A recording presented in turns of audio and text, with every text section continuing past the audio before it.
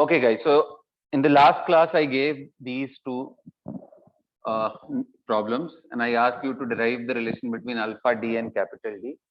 So थोड़ा quickly मैं करूंगा, वैसे मैं आंसर दोनों का ही लिख दे रहा हूँ। इसके केस में अगर आप डिराइव किए होगे तो आया होगा alpha is equal to capital D minus small d divided by n minus 1 into d. आप चेक कर लो, अगर ये आ रहा है तो वेल एंड गुड। इनके केस में वही देखो, n की वैल्यू यहाँ पे अगर आप देखो तो 2 रख दोगे तो आंसर आ जाएगा। इसका मतलब alpha is equal to capital D minus small d, n के जगह पे 2 माइनस 1, तो यानी D आएगा। ये आना चाहिए मेरे ख्याल से, ठीक है। अगर आपका आ रहा है तो वेल एंड गुड, नहीं तो आप देखो ध्यान से। ओके अच्छा, यहाँ पे आप देखो, यहाँ पे लेफ्ट साइड में मैंने 1 मोल रखा है, जबकि यहाँ पे लेफ्ट साइड में ये क्या है 2 मोल। तो इसलिए अगर यहाँ से एनालॉजी लोगे कि कैसे यूज करना है, अगर मान लो ये फॉर्मूला करेक्ट है तो इसको कैसे अप्लाई करें इस प्रॉब्लम में, तो बड़ा सिंपल सा है। 1 मॉलिक्यूल कितने मॉलिक्यूल गैसेस में ब्रेक डाउन कर रहा है, तो यहाँ 2 molecule is giving 1 plus 3 4 molecules of the gases. So 2 is giving 4, so 1 will give how much? 2. So that's how the value of n we are going to take that. So n का value 2 रखने से वो सीधा expression आ जाएगा, लेकिन फिर भी आप फॉर्मूला नहीं भी याद है तो भी आप कर लोगे। तो लास्ट टाइम मैंने क्या समझाया था बेटा कि कैपिटल डी क्या होता है, थ्योरेटिकल वेपर डेंसिटी। कैसे डिफाइन करते हैं? तो 2 into capital D is equal to molecular mass of n, यही था ना रिएक्टेंट का, राइट। अच्छा, उसी तरीके से स्मॉल डी मैंने क्या डिस्कस किया था, it is vapour density of the mixture. तो अगर आप 2 से मल्टीप्लाई करोगे तो ये इक्विलिब्रियम का मॉलिक्यूलर मास देगा। और मॉलिक्यूलर मास ऑफ इक्विलिब्रियम कैसे करें? आप चाहो तो ए नॉट से कर सकते हो बेटा, आप चाहो तो 1 मोल एज्यूम करके भी कर सकते हो। आंसर विल बी इंडिपेंडेंट, क्योंकि हमारा रेशियो होता है। करके देख लो आप।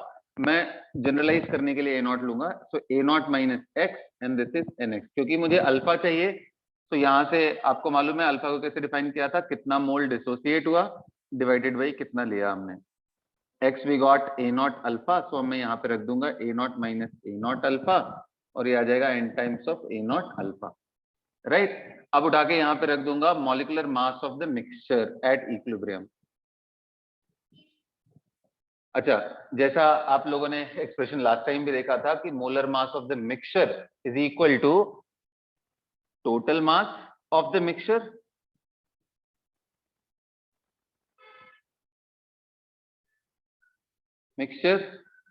And whole divided by total mole, यही कर रहे थे हम। अच्छा, total mass of the mixture की जब मैं बात करूंगा तो जो मास मिक्सचर का होगा वही t इज इक्वल टू 0 पे भी होगा, क्योंकि मास तो चेंज नहीं होता है, कभी भी रिएक्शन करा लो। So total mass will be equal to initial mass, and initial mass कितना है? Mole is A naught multiply by molar mass of N. ये आ गया टोटल मास। अच्छा, टोटल मोल अब ऐड कर लो यार, ए नॉट कॉमन ले लो, 1 minus alpha plus n alpha, ये आ गया आपके पास नीचे डिनोमिनेटर। ए नॉट कैंसिल हो गया, इधर 2d है। अच्छा, आप देखो कैपिटल एम ए एन को क्या लिख सकते हो, यहां से यूज कर लो, यूज दिस। तो क्या आ गया 2 स्मॉल डी, क्योंकि हमें एम नहीं चाहिए, we needed capital D, is equal to 2 capital D divided by, यहां से अच्छे से इसमें I'll ask you to take alpha common, so plus alpha ले लो, प्लस अल्फा बाहर निकालोगे तो यहाँ n पॉजिटिव में आएगा और माइनस 1 साथ में आएगा। अब देखो यहाँ से 2 से 2 कैंसिल हो गया बेटा, सो ये चेंज कर लो, 1 plus alpha n minus 1 is equal to capital D by small D.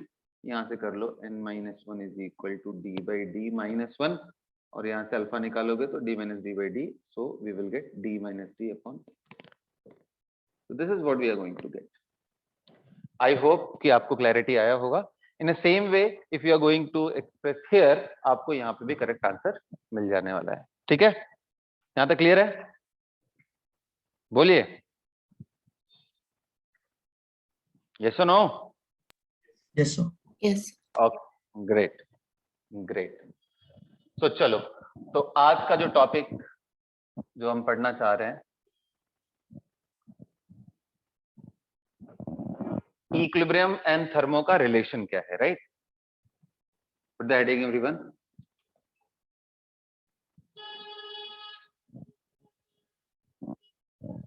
Relation of Gibbs free energy and equilibrium constant.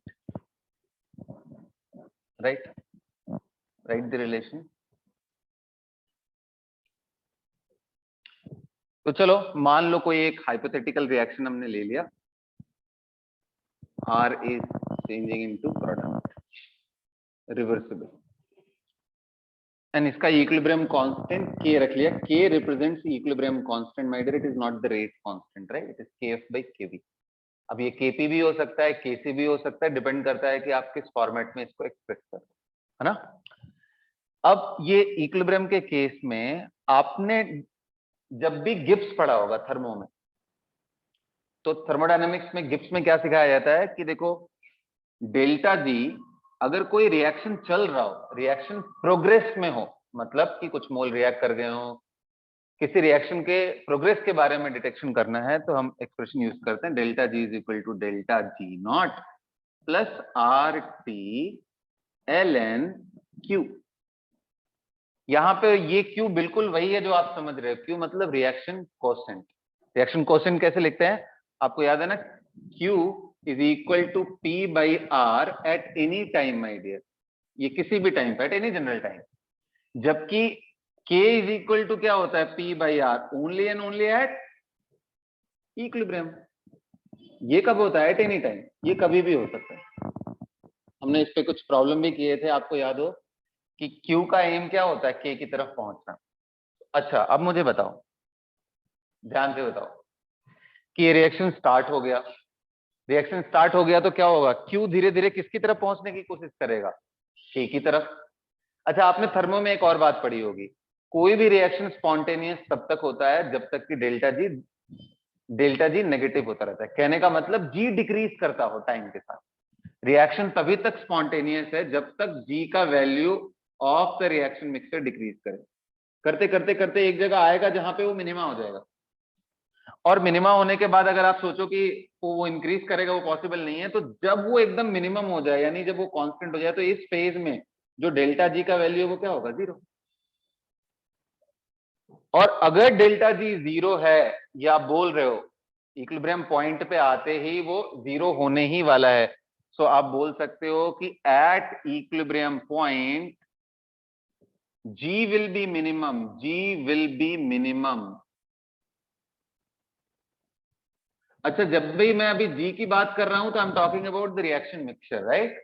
So G will be minimum and delta G will be 0.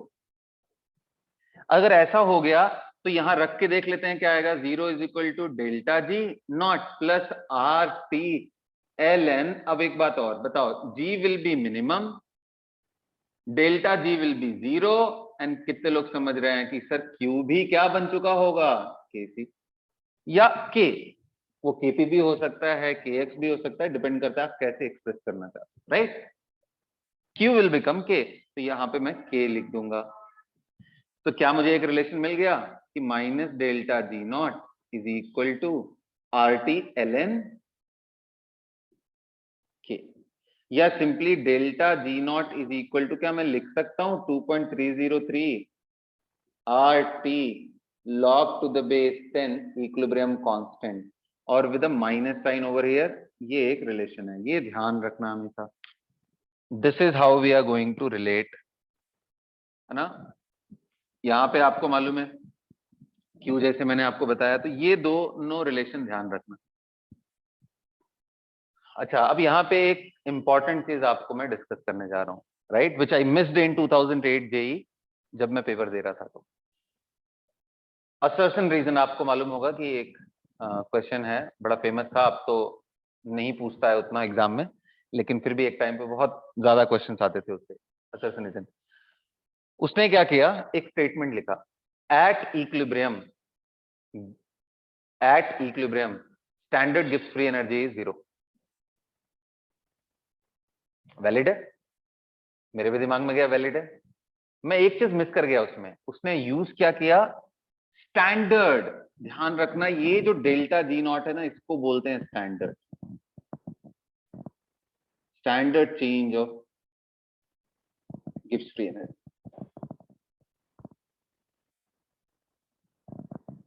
और सिर्फ एक छोटे से mistake की वजह से पूरा question wrong हो गया। दिमाग में जैसे इसमें गिब्स बोला तो मेरे दिमाग में ये चल रहा था, इसके बारे में नहीं।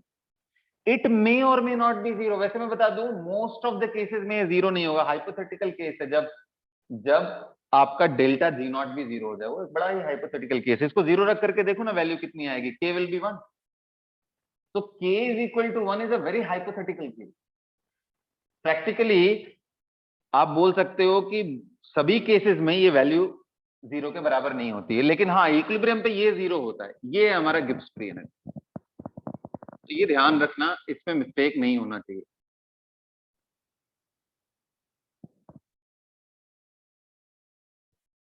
तो at equilibrium this become zero not this one. ये बहुत अच्छे से नोट करके लिख लेना और दिमाग में अच्छे से बिठा लेना, ठीक है। इस पे कोई भी कंफ्यूजन नहीं होना चाहिए। अच्छा, और कुछ चीजें आपको दिखाता हूं, और भी कुछ चीजें दिखाता हूं। इक्विलिब्रियम की बहुत सारी कैरेक्टरिस्टिक्स हैं, सिर्फ यही नहीं, जी विल बी मिनिमम। एक और बात बताता हूं आपको, इंट्रोपी विल बी मैक्सिमम। इससे ज्यादा इंट्रोपी नहीं हो सकती। इंट्रोपी ऐसे बढ़ते बढ़ते बढ़ते बढ़ते बढ़ते, ये किसकी इंट्रोपी में बोल रहा हूं बेटा, अंडरस्टूड यूनिवर्स के बारे में हम टॉकिंग अबाउट ना।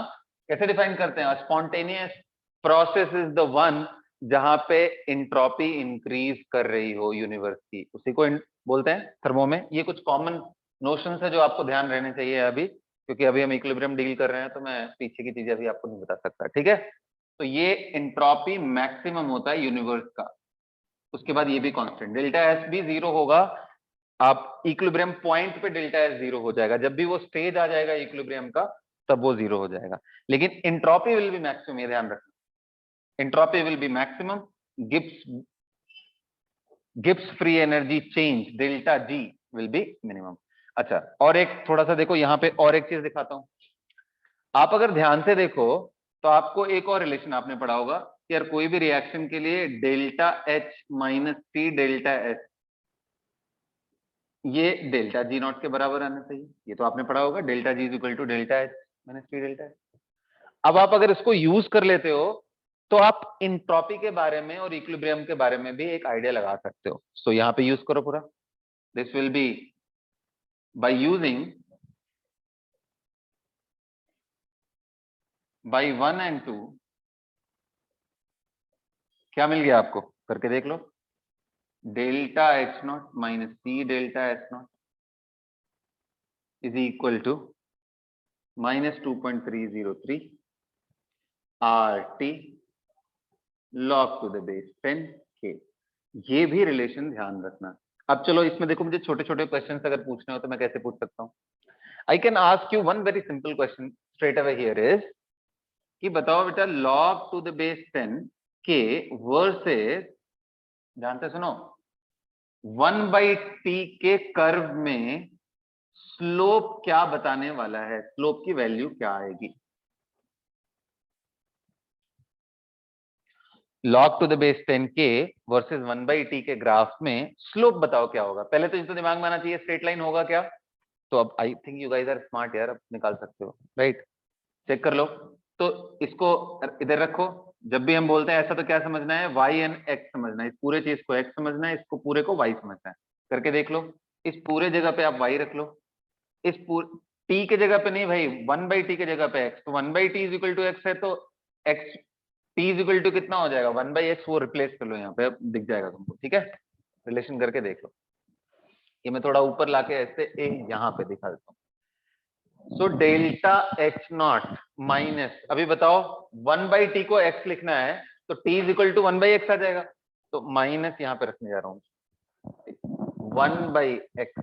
ध्यान से, delta H naught is equal to minus 2.303 R T के जगह पे क्या 1/x इंटू वाई आ गया। अब x को एक तरफ लेके जाओ, पूरे y को एक तरफ रहने दो, तो y will be equal to, ध्यान से, y will be equal to, इससे मल्टीप्लाई कर दो x से और बाकी सबसे डिवाइड, तो x time of delta H naught and whole divided by 2.303 R, ये आ गया। या इसको थोड़ा और ब्यूटीफाई कर लो, थोड़ा ब्यूटीफाई कर लो तो x यहाँ आ जाएगा। देख लो, चेक करके देख लो ना, with a negative sign, of course with a negative sign, right. और क्या, x से उधर मल्टीप्लाई कर देना है तो x गायब हो जाएगा, minus delta S and minus वो मिलकर के प्लस डेल्टा एस हो जाएगा, delta S naught upon 2.303 R. तो ये रहा इक्वेशन आपके सामने, यहां से क्लियरली दिख गया कि स्लोप की वैल्यू कितनी आ रही है, minus delta H naught upon 2.303 R. And बेटा वाई इंटरसेप्ट कितना आ रहा है, वाई इंटरसेप्ट का मतलब वाई यहाँ पे क्या था, लॉग, तो वाई इंटरसेप्ट बोल लो या इंटरसेप्ट सिंपली बोल लो, जनरली ये कॉमन अंडरस्टैंडिंग है, वो delta S naught upon 2.303 R. आगे चेक कर लो एक बार, कहीं कुछ मिस्टेक तो नहीं कर रहा हूं मैं। सर वो एक्चुअली ना टॉप राइट पे थोड़ा दिख नहीं रहा स्क्रीन में, तो आप उसमें लेफ्ट साइड पे लिख दो। अच्छा, उधर जो कर दिया है वो नहीं दिख रहा है? सिर्फ वो टॉप राइट वाला एरिया वाई के बाद वाला दिख रहा है। Okay okay okay okay. तो कुछ खास नहीं, वैसे यहाँ समझ पड़ा ना, यहाँ तक तो क्लियर है? Yes sir. बस, तो बस इसी के बाद देखो मैं लिखने जा रहा हूँ, वापस लिख देता हूँ, कोई बात नहीं, देख लो। तो इसके जगह पे आप y रख लो, तो डेल्टा एच नॉट माइनस ये t के जगह पे जैसा मैंने बताया 1/x delta H naught is equal to minus 2.303 r, और जैसा अभी फिर से बताया कि t के जगह पे क्या हो जाएगा, 1/x रख लो एंड मल्टीप्लाई बाई लॉग, इसको क्या मैंने बोला, y। अब इसको अच्छे से रीअरेंज कर लो, तो जब रीअरेंज करोगे तो you will get y is equal to minus time of delta H naught R, इतनी चीजें x plus delta H naught 2.303 R, ये आ गया। अब ये मालूम चल गया तो उसके हिसाब से तुम सारे आंसर कर सकते हो। ठीक है, मैं तो बस एक हिंट दे रहा हूँ, एग्जाम में वो डायरेक्ट ग्राफ दे करके आपसे कुछ और चीजें पूछ सकता है, सो बी प्रिपेयर्ड कि एग्जाम में वो किसी भी तरह के क्वेश्चन आपसे पूछ सकता है ना। So we are done with this, all right, go ahead, note it down.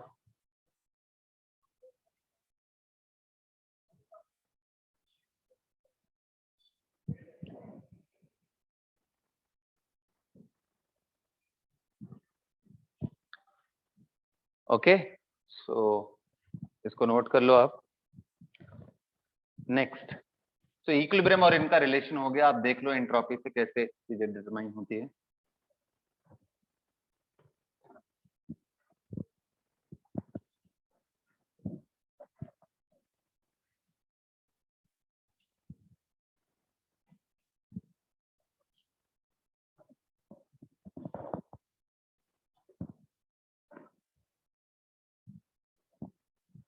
Okay great, चलो अब लास्ट टॉपिक पढ़ते हैं केमिकल इक्विलिब्रियम का, which is Le Chatelier's principle, LCP, Le Chatelier's principle, Le Chatelier's principal.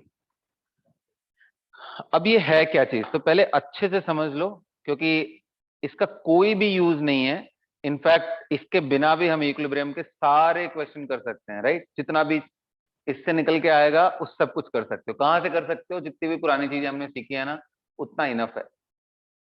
तो पहले ये होता क्या है और क्या बताता है, तो देखो ली चैटलियर्स प्रिंसिपल, अगर कोई भी रिएक्शन इक्विलिब्रियम पे ऑलरेडी पहुंच चुका हो, उस इक्विलिब्रियम पॉइंट पे हम कोई भी डिस्टरबेंस क्रिएट करते हैं, डिस्टरबेंस इन द सेंस कि मैंने ABCD 4 रिएक्टेंट थे, मैंने A डाल दिया बाहर से, D को निकाल लिया मैंने, टेम्परेचर को बढ़ा दिया, टेम्परेचर कम कर दिया, बाहर से इनर्ट गैस डाल दिया कांस्टेंट वॉल्यूम करके, इनर्ट गैस डाल दिया कांस्टेंट प्रेशर करके, और भी कुछ कैटलिस्ट डाल दिया, कुछ भी चेंज कर लो, इक्विलिब्रियम पॉइंट पे अगर आप कुछ भी चेंजेस करते हो तो एज पर ली चैटलियर्स प्रिंसिपल वो उस चेंज को रेजिस्ट करना चाहता है, एक्शन ऐसा लेने की कोशिश करेगा कि वो चेंज को जल्दी से जल्दी वो मिनिमाइज कर दे।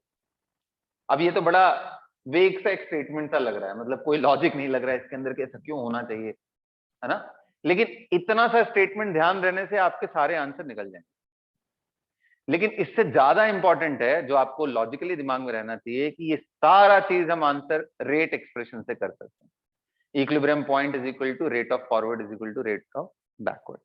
उतना जानते हो, एक्सप्रेशन जानते हो, तो इसका यूज नहीं है। तो मैं एक बार पॉइंट्स लिखूंगा और आपको उससे रिलेट भी कराऊंगा कैसे हम लोग देखने वाले। तो चलो, so write it down. Le Chatelier's principle tells about Lee Chatellier's principle tells about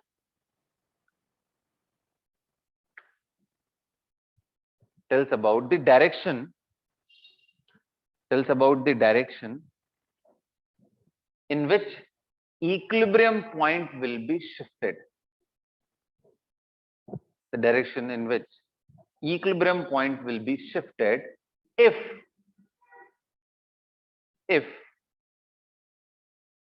the reaction which is already at equilibrium,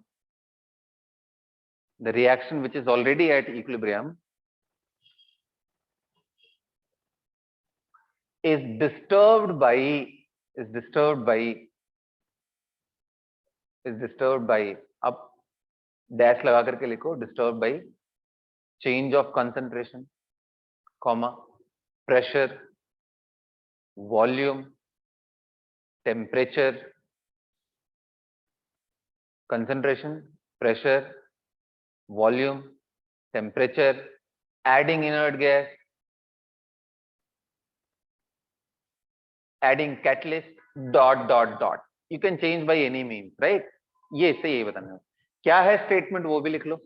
As per Lee Chatellier's principle,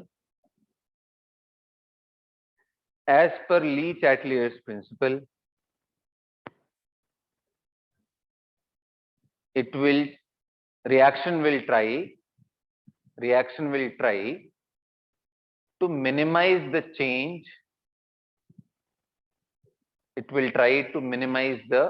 Reaction will try to minimize the change by going either in forward or in backward direction.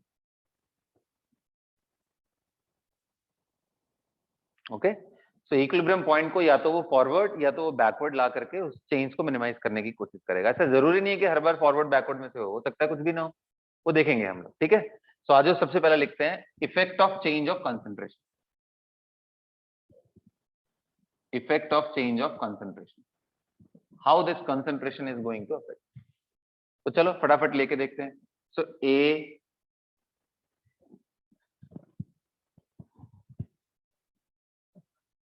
चलो लिखते हैं। सो A plus B forming C plus D।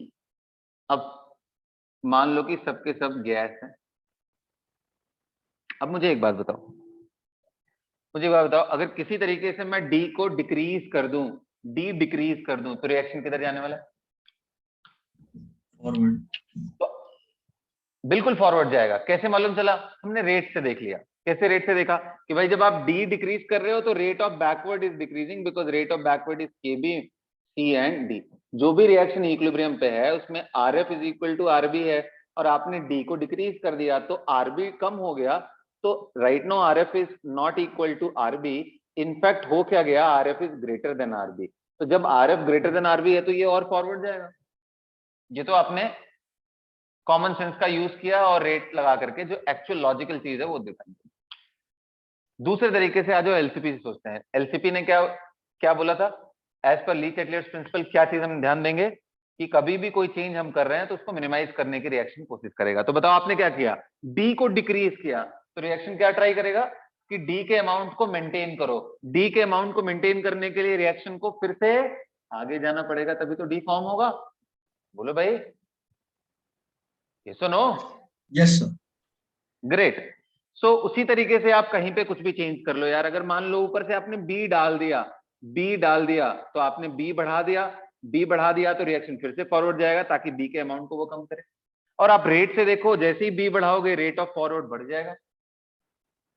उसी तरीके से आप सोचो किसी ने सी ऊपर से डाल दिया तो रिएक्शन क्या आएगा? बैकवर्ड। अच्छा, इस एलसीपी का बड़ा जबरदस्त यूज होता है आयनिक इक्विलिब्रियम में। करते क्या है कि कोई वीक एसिड ले लेते हैं, CH3COOH, breaking down into CH3CO- plus H plus in aqueous medium, right?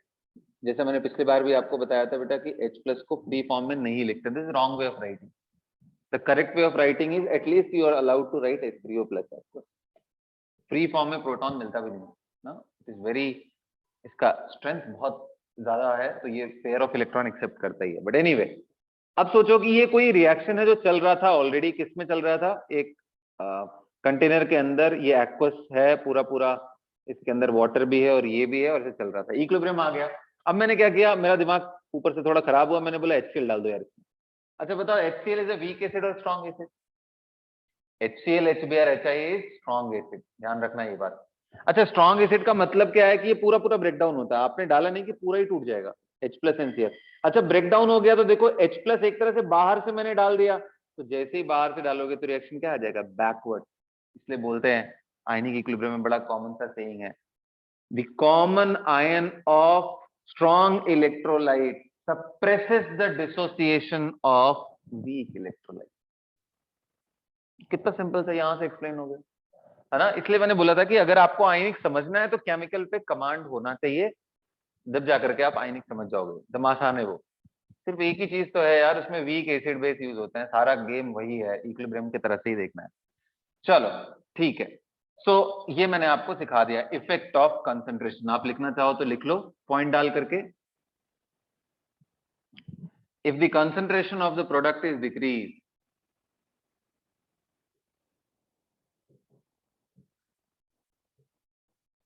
Decrease, और या तो ये डिक्रीज कर दो या फिर क्या कर दो, concentration of reactant is increase.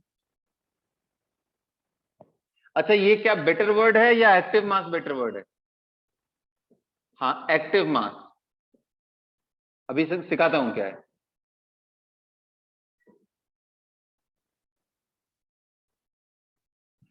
Concentration of the product, हालांकि चलेगा ये भी, रफली चलेगा, बट बेटर वर्ड हमेशा एक्टिव मास इज इंक्रीज्ड।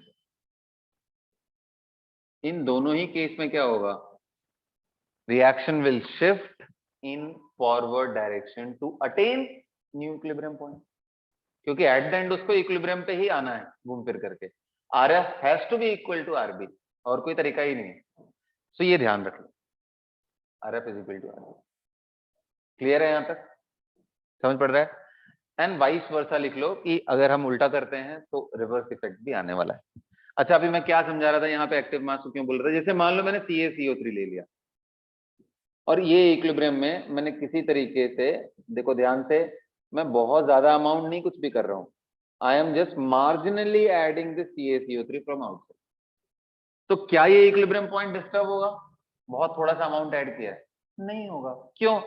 क्योंकि ये तो सॉलिड है, इसका तो कंसंट्रेशन कांस्टेंट ही होता है, तो जनरली यहाँ कंसंट्रेशन लिखा तो चल जाएगा थोड़ा बहुत, कुछ लोग मास लिख देते हैं, वो गड़बड़ हो जाता है। क्योंकि आप CaCO3 का मास थोड़ा भी इंक्रीज करोगे तो इसका कंसंट्रेशन नहीं चेंज होने वाला है, एक्टिव मास तो अभी भी इसका क्या ही होने वाला है, 1। तो CaCO3 सॉलिड डालने से कुछ भी नहीं होने वाला है, तो बी केयरफुल, क्वेश्चन देख करके फिर दिमाग लगाना है, ठीक है ना। पूरी तरीके से स्टेटमेंट बेस्ड आंसर नहीं करना है, दिमाग लगाओ, अप्लाई करो, रेट का टूल मैंने दिया है, दैट विल वर्क ऑलवेज। चलो नेक्स्ट चलो, effect of change in pressure.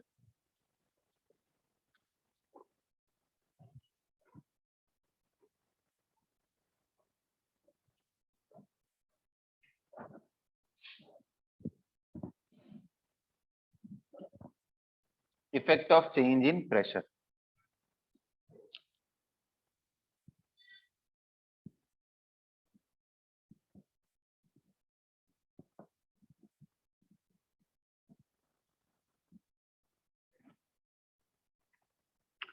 Effect of change in pressure, right.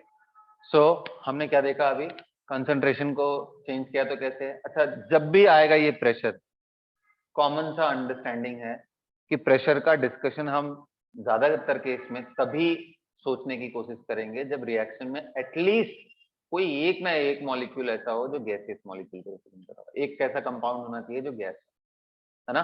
जैसे अभी हम लोगों ने देखा कि CaCO3 solid on heating breaks down into CaO and gives off CO2 gas।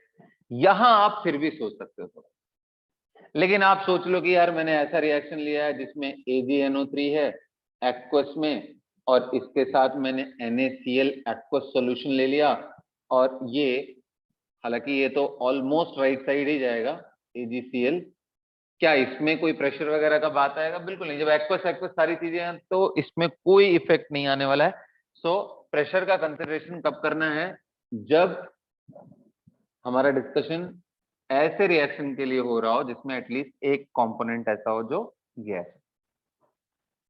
लेकिन इसका ये मतलब नहीं है कि प्रेशर से बिल्कुल भी इफेक्ट नहीं आएगा अदर रिएक्शन में जिनके पास गैसेस नहीं है। आगे चल करके अभी देखेंगे हम लोग ice liquid equilibrium, ice and water equilibrium. उस केस में ऐसा नहीं है कि 1 atm से 1.5 डाल दिया तो फर्क पड़ेगा ज्यादा, नहीं। उस केस में प्रेशर ज्यादा बढ़ाना पड़ता है, बट पड़ता है, उसका इफेक्ट बहुत मिनिमल सा होता है, उतना फर्क पड़ने वाला नहीं है प्रैक्टिकल सेंस में। तो इसलिए ज्यादा किस पे पड़ता है? गैसेस। क्यों गैसेस पे?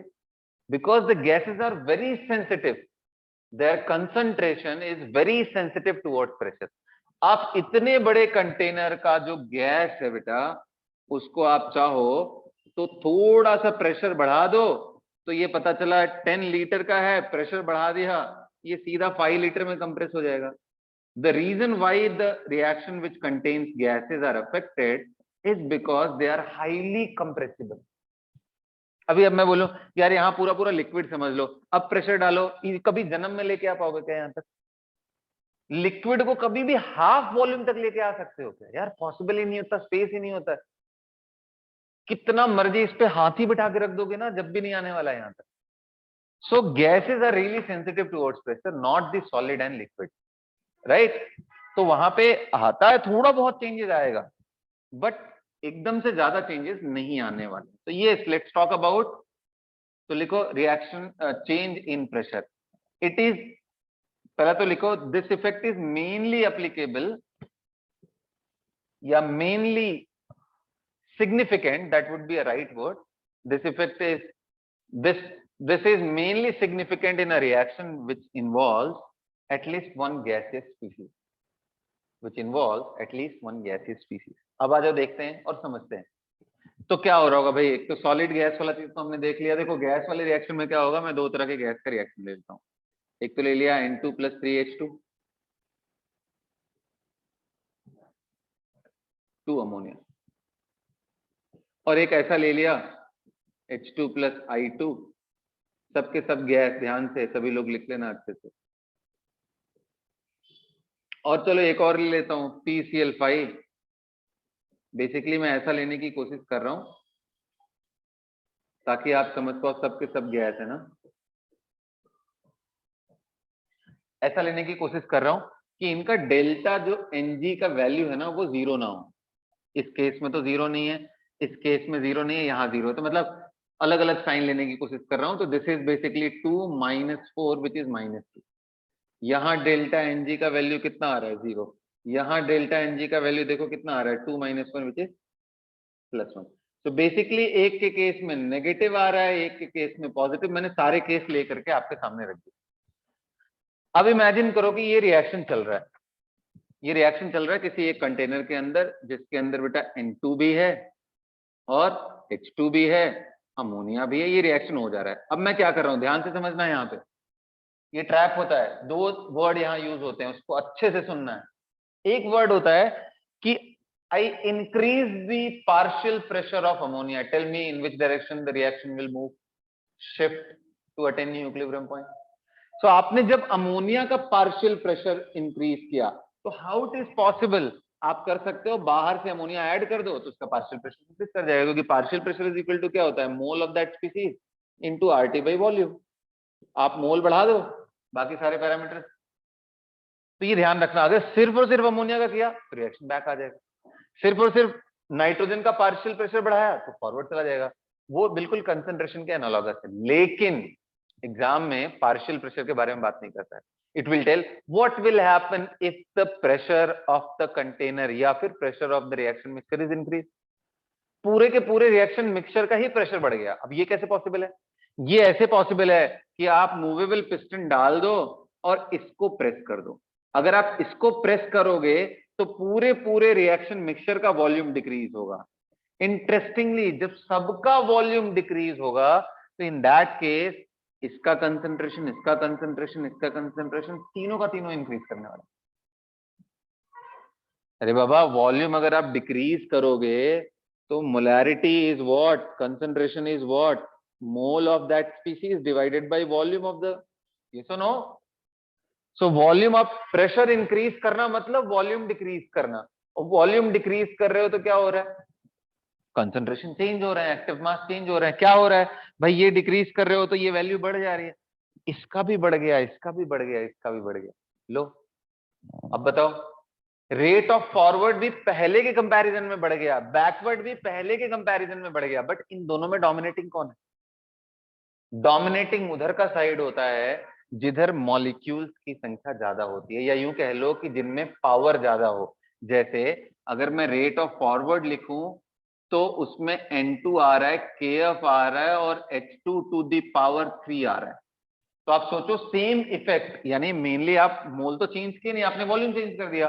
तो 1/V बाहर निकालोगे, 1/V टू द पावर 4, किधर इफेक्ट ज्यादा पड़ेगा, 1/V टू द पावर 4 वाले साइड में या अपोजिट साइड में जिधर 1/V टू द पावर 2 है? पावर 4 वाले में ज्यादा इफेक्ट पड़ेगा। उससे सोच करके आंसर करोगे वो भी आ जाए। तो चलो यहां पे आंसर करते हैं। बताओ मुझे, अगर मैंने प्रेशर इंक्रीज कर दिया इस रिएक्शन के लिए, रिएक्शन किधर जाएगा, फॉरवर्ड जाएगा या बैकवर्ड? सोच के बताना, take 1 minute, I won't mind that. Think about it and then answer.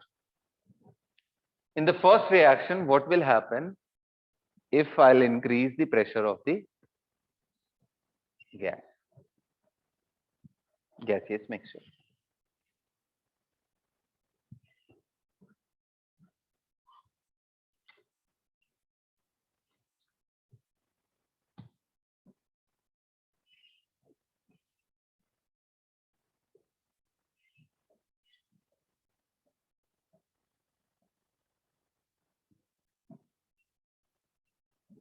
Okay, चलो बताओ।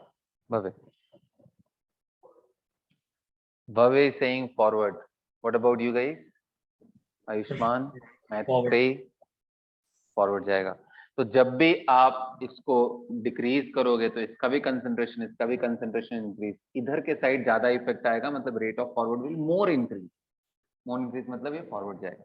अभी देखो इसमें कैसे बोलते हैं, जब भी एलसीपी के लैंग्वेज में बोलते हैं तो बोलते हैं कि reaction will go in that direction. जैसे आपने प्रेशर बढ़ाया है तो रिएक्शन क्या करना चाहेगा, उसको न्यूट्रलाइज करना चाहेगा, डिक्रीज करना चाहेगा। तो प्रेशर कब डिक्रीज होगा, when more molecules are joining and becoming less molecules ना भाई, pressure is proportional to mole.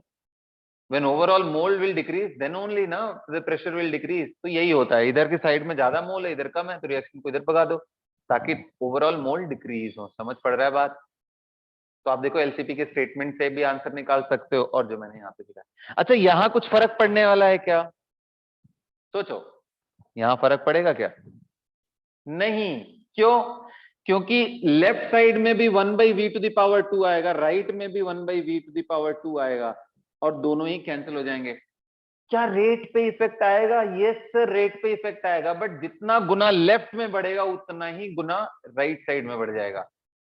बड़ा इंपॉर्टेंट है ये, ध्यान रखना स्टेटमेंट, हाँ, आईज ओपन रख करके।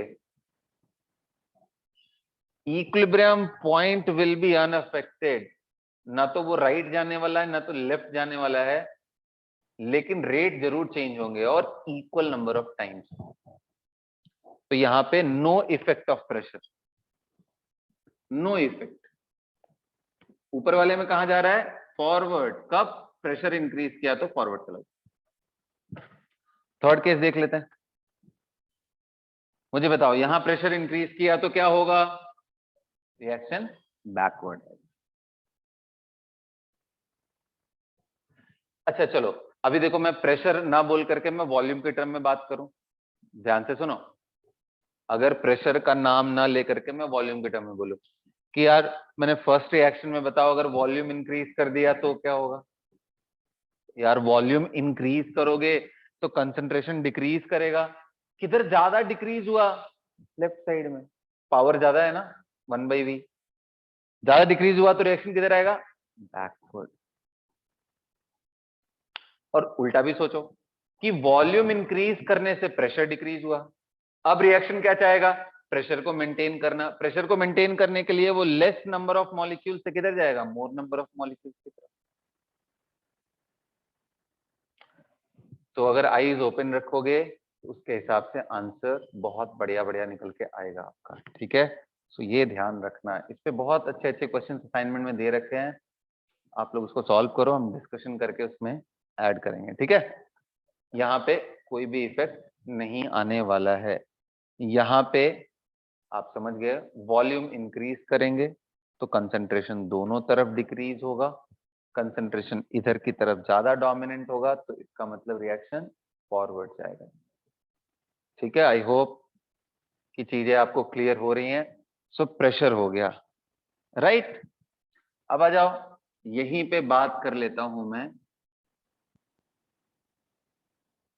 एक और इंपॉर्टेंट चीज, बहुत बहुत important, effect of adding inert gas. बड़ा इंटरेस्टिंग है, इनर्ट गैस बहुत इंपॉर्टेंट है ये।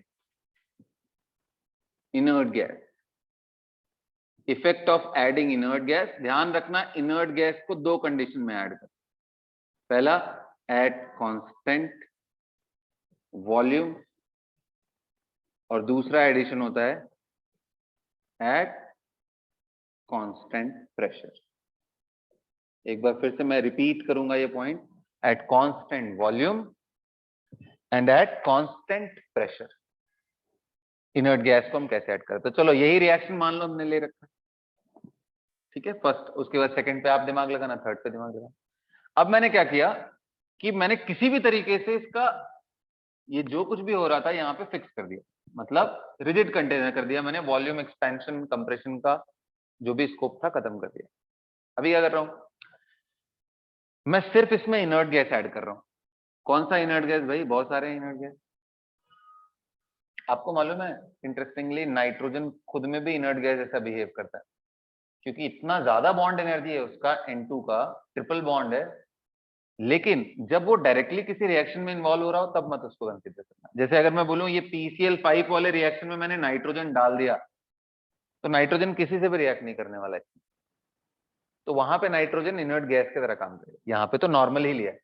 बाकी इनर्ट गैस क्या है भाई, सबको मालूम है यार, इनर्ट गैस नोबल गैसेस ले लो, helium, neon, argon, krypton, xenon, मतलब क्या पर्पस है कि भाई ऐसा कोई मॉलिक्यूल डाल रहे हैं जो इनमें से किसी से भी रिएक्ट नहीं कर रहा है। तो मैंने मान लो नियॉन डाल दिया, हीलियम डाल दिया, तो क्या होगा, ध्यान से मैंने वॉल्यूम पैक करके रखा, उसको चेंज ही नहीं होने दे रहा हूं। चलो आंसर करो, बताओ।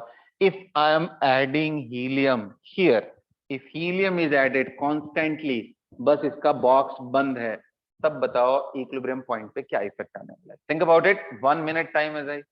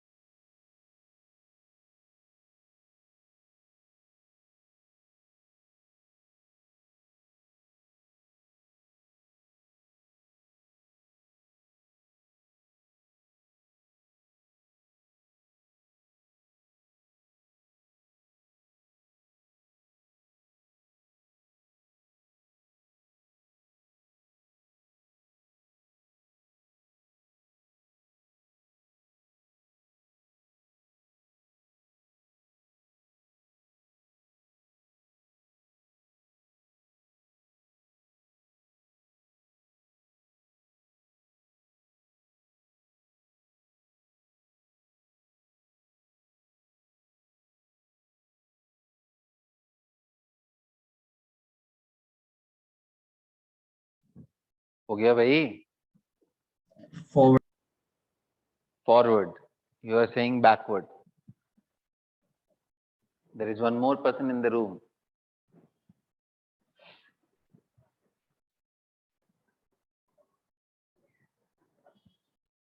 बोलो भाई, आंसर करो, दिस वे और that way, there is no middle ground.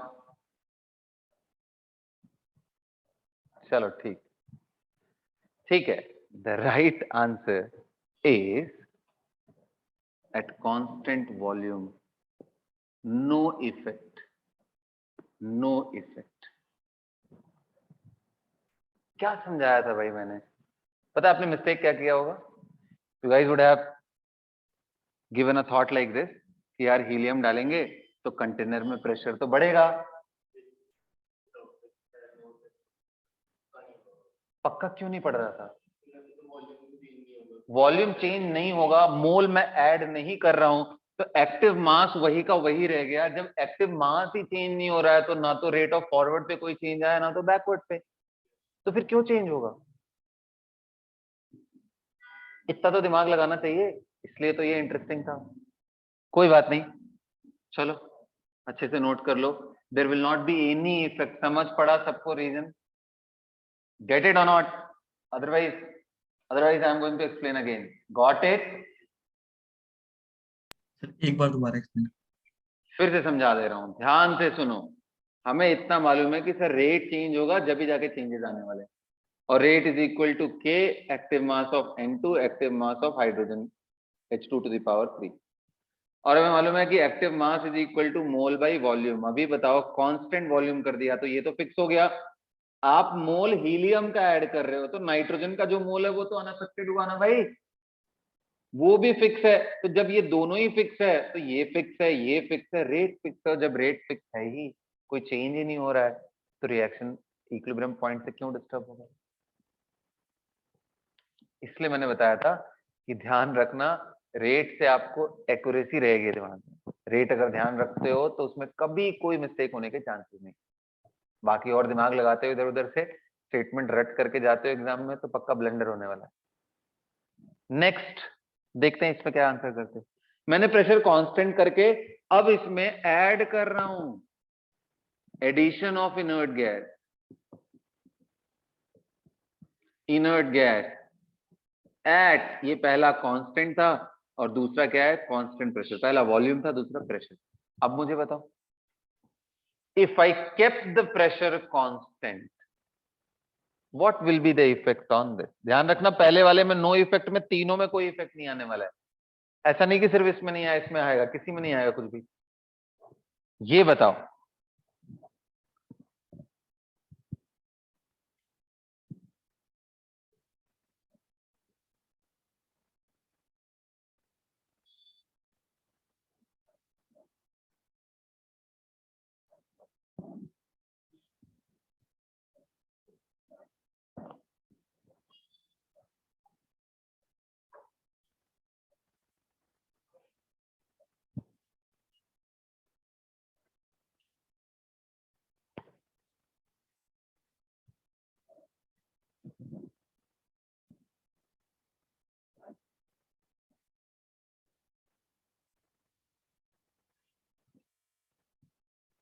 बोलो भाई।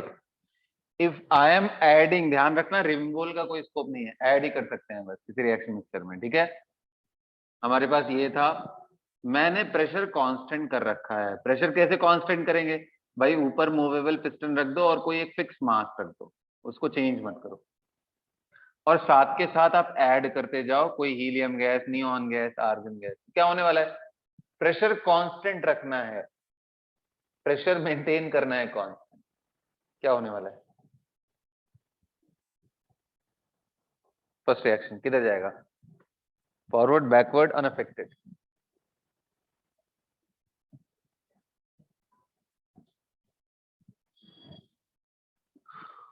बोलो।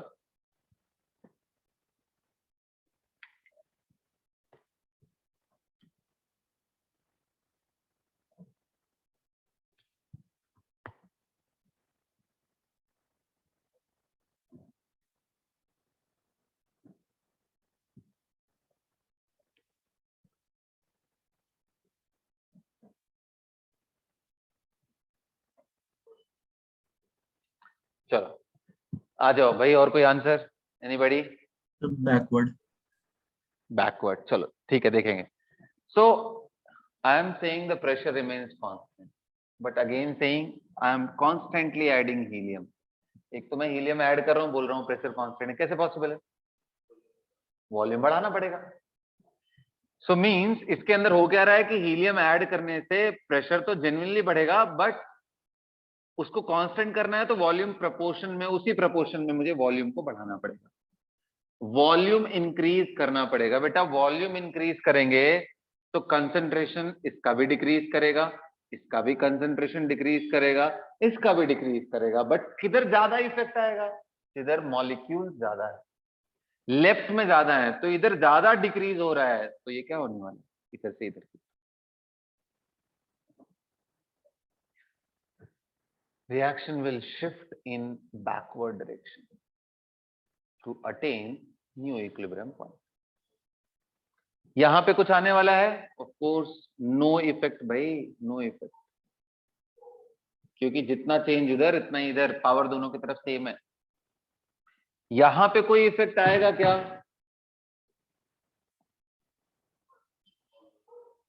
किधर आएगा? Of course it will go in forward direction, forward direction to attain new equilibrium point. Got the clarity everybody? Yes or no? बोलो यार, yes बोलो। Okay, great. आ जाओ next.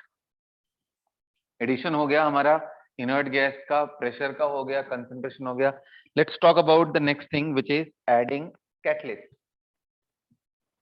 बताओ, कैटलिस्ट ऐड करने से कुछ भी इफेक्ट आने वाला है? सोच के बताओ।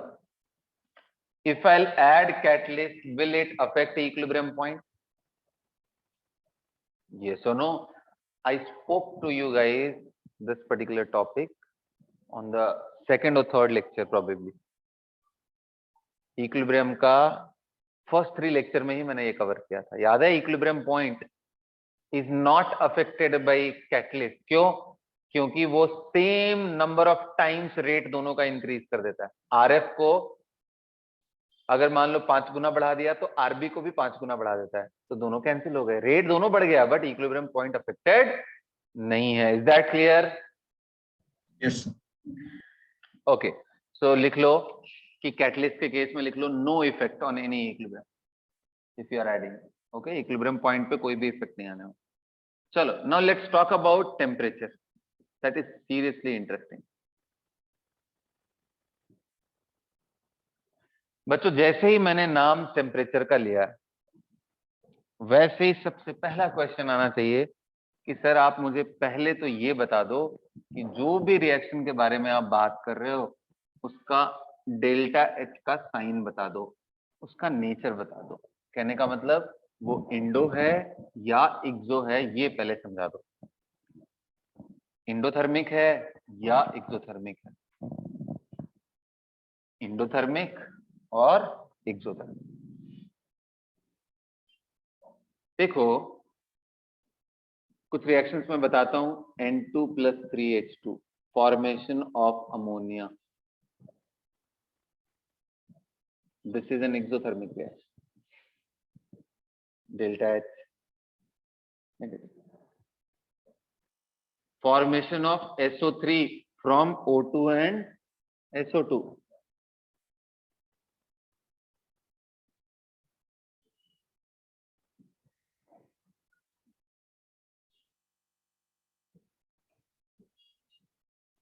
ये भी नेगेटिव है। इंडोथर्मिक के लिए आप रिवर्स कर लो, और delta H 0 is hypothetical, right?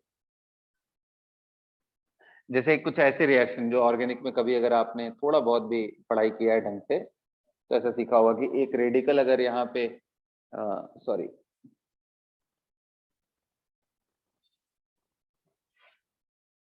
अगर एक रेडिकल इधर से कंबाइन कर जाए और यहाँ बन जाए CH3 रेडिकल और वो बन जाए CH2,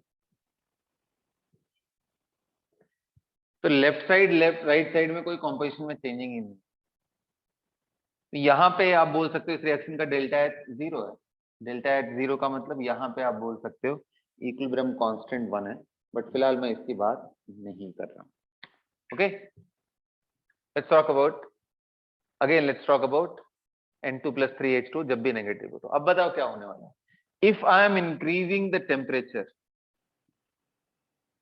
फॉर एक्सोथर्मिक रिएक्शन क्या होने वाला है? पता है, डीपली डाइव करके अगर निकालना चाहो तो फिर रेट कांस्टेंट की वैल्यूज देख करके सोच सकते हो, आंसर आ जाएगा।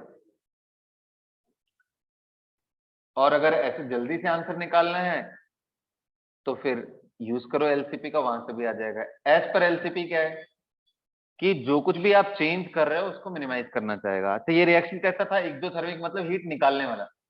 आपने टेम्परेचर और बढ़ा दिया, एक तो हीट खुद निकल रही थी, टेम्परेचर और बढ़ा दिया, तो क्या होना चाहेगा यार, उस कम करना चाहेगा उस हीट को, उसके लिए क्या होगा, रिएक्शन बैकवर्ड की तरफ जाएगा। सो increasing temperature for exothermic reaction shift reaction backward.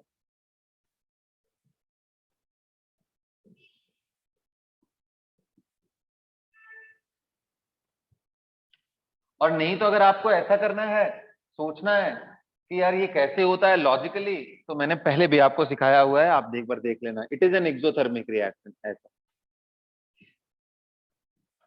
ये activation energy for backward EAB will be higher as compared to EAF my dear. Backward अगर हायर है तो मैंने आपको याद करो log of K2 by K1 का मैंने आपको डिस्कस किया था, activation energy by R 1/T1 minus 1/T2 और यहाँ पे 2.303 का फैक्टर था। तो अगर याद आ रहा हो तो मैंने आपको बताया था कि जिधर का एक्टिवेशन ज्यादा होगा टेम्परेचर चेंज करने से, सेम अमाउंट चेंज करने से, उधर के साइड में रेट ज्यादा इंक्रीज करता है, क्योंकि रेट कांस्टेंट ज्यादा इंक्रीज करता है। तो इस बार देखो किसका रेट कांस्टेंट इंक्रीज करेगा, बैकवर्ड का ज्यादा। बैकवर्ड का ज्यादा रेट कांस्टेंट इंक्रीज करने का मतलब rate of backward will increase more, and अगर बैकवर्ड मोर इंक्रीज हो रहा है तो रिएक्शन बैकवर्ड। कितना सिंपल और प्यारा सा लॉजिक है, आप चाहो तो दिमाग बिना ज्यादा कुछ किए भी सोच सकते हो। अगर ये मान लो इंडोथर्मिक है तो कहां जाने वाला है बेटा, फॉरवर्ड जाने वाला है। कैसे कैसे सोचेंगे, सिंपल है यार, इंडोथर्मिक है, इट नीडेड हीट, आप बढ़ाओगे तो कोशिश करेगा कि और उसको मिल जाए, तो फॉरवर्ड जाने की कोशिश करेगा, है ना। तो ये नोट कर लो। और इसी के साथ हमारा ली चैटलियर्स प्रिंसिपल ऑलमोस्ट खत्म हुआ। ऑलमोस्ट बोल रहा हूं क्यों, क्योंकि अभी एक फेज इक्विलिब्रियम बचा है, फेज इक्विलिब्रियम। अब ये क्या चीज है भाई, phase equilibrium is the last topic of the chemical equilibrium. Phase equilibrium, इसके बाद हम लोग सिर्फ क्वेश्चंस करेंगे, ठीक है। फेज इक्विलिब्रियम, अब तो देखो H2O solid, H2O liquid, equilibrium, H2O liquid and H2O vapour. और मैं थोड़ा सा रिलैक्सेशन दूं तो यहाँ गैस लिख सकता हूं, बट लिखना नहीं चाहिए। अच्छा, इक्विलिब्रियम पॉइंट, ये ऑलरेडी इक्विलिब्रियम पे है, मालूम है आपको कब होगा, ये कब होगा, at 1 atm and 0 degree Celsius. Exactly थोड़ा सा अलग होता है, बट 0 ही मान के चलो। ये at 1 atm and 100 degree Celsius, मतलब यार सिंपली ये बॉइलिंग पॉइंट पे, ये मेल्टिंग पॉइंट पे। ध्यान रखना, pressure is very very important. आपको मालूम होगा कि बॉइलिंग पॉइंट आप तब तक नहीं बता सकते जब तक कि प्रेशर ना मालूम हो। अगर मैं बोलूं what is the boiling point of water, अगर कोई बोलता है 100 डिग्री, बेवकूफी भरा आंसर है। 100 डिग्री तभी करेक्ट है जब आप बोलो कि 1 एटमॉस्फेरिक प्रेशर पे वाटर का बॉइलिंग पॉइंट 100 डिग्री। पहाड़ के ऊपर चले जाओ, हिमाचल की पहाड़ियों में ऊपर चढ़ जाओ, water will boil at lower temperature than 100, क्योंकि ऊपर का प्रेशर कम हो रहा है। इसलिए बोलते हैं पहाड़ों पे खाना पकाने में ज्यादा टाइम लगता है ना। तो ये ध्यान रखना, इसके हिसाब से हम लोग यहाँ पे सोचने की कोशिश करेंगे। चलो, फेज इक्विलिब्रियम है, इस पे किसका इफेक्ट देखना चाहिए हमें। मैं फेज इक्विलिब्रियम का मतलब यार टेम्परेचर तो अनडाउटेबली मैं उसको चेंज नहीं करूंगा, क्या करूं फिर, प्रेशर चेंज कर सकते हैं, कंप्रेस कर सकता हूं मैं। तो चलो आप पहले ना गैस एंड सॉलिड या गैस एंड लिक्विड का फेज इक्विलिब्रियम देख लेते हैं। खुद बताओ, अगर मैंने प्रेशर इंक्रीज कर दिया, कॉमन सेंस लगा के बताओ, if I M increasing the pressure somehow, अगर मान लो ऐसा हो जा रहा है कि कोई भी, जैसे CO2 के केस में बड़ा फेमस है, CO2 डायरेक्टली सॉलिड से गैस में कन्वर्ट हो जाता है, अगर 1 एटमॉस्फेरिक की मैं बात करूं, 1 atm, 1 atm and temperature I exactly don't remember, but हाँ किस टेम्परेचर से ये स्टार्ट होता है ये नहीं मालूम है, लेकिन हाँ आप मान के चलो कि हमारे रूम टेम्परेचर पे भी सीधा सॉलिड से सीधा गैस जाने वाला है। लेकिन मैं इक्विलिब्रियम की बात कर रहा हूं, तो सपोज करो कि इसका सब्लिमेशन टेम्परेचर,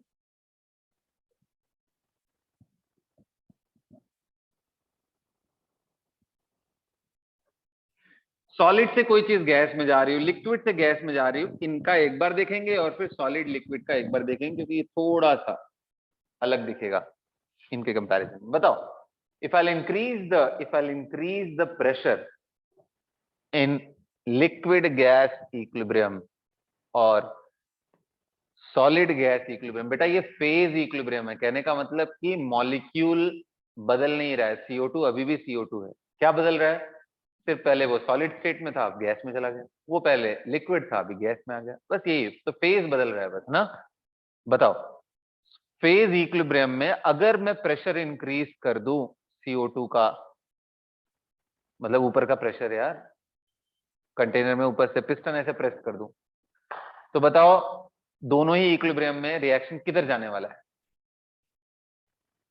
कॉमन सेंस लगाओ, आंसर करो,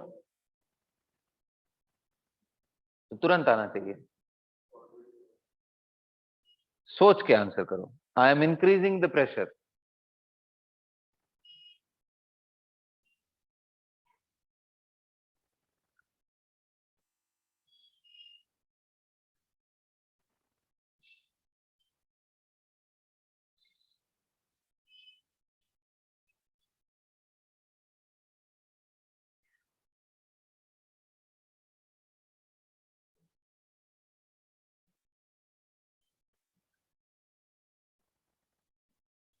बोलो। अरे बाबा, पुराना रूल जो बताया था भूल गए क्या? इसको इतना कॉम्प्लिकेटेड मत समझो, इसको मान लो कोई रिएक्शन ही हो रहा है, if I increase the pressure reaction will try to go in that direction जहां से उसका प्रेशर डिक्रीज करे। तो बताओ, गैस तो इधर ही है ना भाई, लेफ्ट साइड में तो गैस है ही नहीं ना, तो क्या होगा, ये पीछे आएगा। अरे यार बोलो, ये सुनो। और देखो, चलो और थोड़ा रेट से समझते हैं। बताओ, अभी सॉलिड, ये मान लो इतना सॉलिड है, इतना सा पोर्शन गैस का है।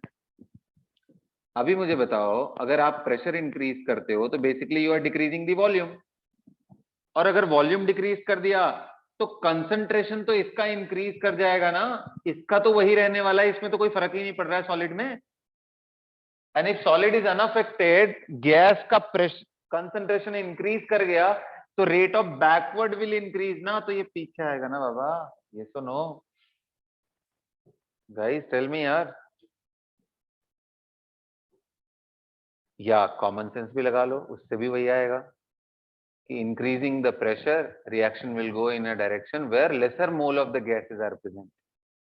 ये चीज तो था, हमने एलसीपी से पढ़ा है, तो इधर गैस का मोल कम है, इधर जाएगा, तो ऊपर में भी यही होने वाला। तो इसको देखो कैसे ट्विस्ट करके एग्जाम में पूछता है, increasing the pressure in liquid water and water vapor equilibrium, increasing the pressure will form more water, less water. What will be the answer? Will form more water, क्योंकि वाटर जब हम बोलते हैं तो लिक्विडस फॉर्म को समझते हैं, तो बैक जाएगा तो more water form. Is that clear Ayushman? Is that clear? Yes sir. Great. अब आ जाओ थोड़ा ऊपर वाले, यानी सॉलिड लिक्विड की बात करते हैं, जहां गैस है ही नहीं, वो थोड़ा सा अलग तरीके से सोचना पड़ेगा बच्चों, इसमें बहुत इंपॉर्टेंट है। बच्चे यहां तक तो सोच लेते हैं गैस वाले में, यही एक ऐसा केस है जहां पे दिमाग ब्लॉक हो जाता है। I'll give you many examples, not only that, H2O solid, sulfur solid and sulfur liquid, this is one equilibrium, this is another, ऐसे ही आप ढूंढते रह जाओ बहुत सारे इक्विलिब्रियम। या कभी कभी फेज का इक्विलिब्रियम, जैसे मान लो कार्बन डायमंड से ये भी सॉलिड होता है, ये किस में जा रहा हो, ग्रेफाइट, ये भी सॉलिड है। ऐसे में प्रेशर का क्या इफेक्ट आएगा? पहली बात तो हल्का फुल्का प्रेशर इधर उधर करने से कुछ ऑब्जर्वेबल चेंज ही नहीं आने वाला, क्योंकि ये सब सॉलिड लिक्विड इतना इजीली कंप्रेस नहीं होने वाला। लेकिन फिर भी अगर एग्जाम में पूछता है तो कैसे आंसर करोगे, ये ध्यान रखना, बहुत इंपॉर्टेंट है। अभी देखो, अगर थोड़ा सा दिमाग लगाओ तो तुम्हें थोड़ा समझ पड़ना चाहिए कि जब हम H2O वेपर से प्रेशर इंक्रीज कर रहे थे, किधर की तरफ जा रहा था, लिक्विड में। मैं बोलूंगा उन दोनों में क्या डिफरेंट है, तो आप बोलोगे सर दोनों का डेंसिटी अलग अलग है। Density of liquid is more, density of gas is less. अरे यार, अग्री और नॉट? यस तो सर। बेसिकली हो क्या रहा है कि जो भी ज्यादा कंप्रेसिबल है ना, जिसको कंप्रेसिबिलिटी मतलब जिसको हम कंप्रेस कर सकते हैं, वही फॉर्म दूसरी तरफ जाने की कोशिश करता है। दूसरे शब्दों में मैं बोलूं तो लोअर डेंसिटी से हायर डेंसिटी की तरफ जाएगा वो। खुद सेंस लगाओ यार, प्रेशर बढ़ा रहे हैं तो क्या होगा, कोई भी चीज मोर कॉम्पैक्ट होगी ना। तो बेटा नेचुरल सी बात है, सॉलिड और लिक्विड में density of solid is generally higher. Generally क्यों ले रहा हूं, वाटर के केस में गड़बड़ हो जाता है वो। आइस फ्लोट्स ऑन वाटर, होता है ना, क्यों? क्योंकि इसकी डेंसिटी लो होती है, इसकी डेंसिटी हाई, हाई डेंसिटी, इसकी डेंसिटी लो होती है। तो ये बड़ा उल्टा सा केस है, इसको छोड़ दो तो बाकी मोस्ट ऑफ द जगह में, ऐसा नहीं कि सारे के सारे ऐसे हैं, मोस्ट ऑफ द केसेस में ये जनरल रूल होता है कि सॉलिड का जो डेंसिटी है वो हाई होता है और लिक्विड का डेंसिटी लो होता है।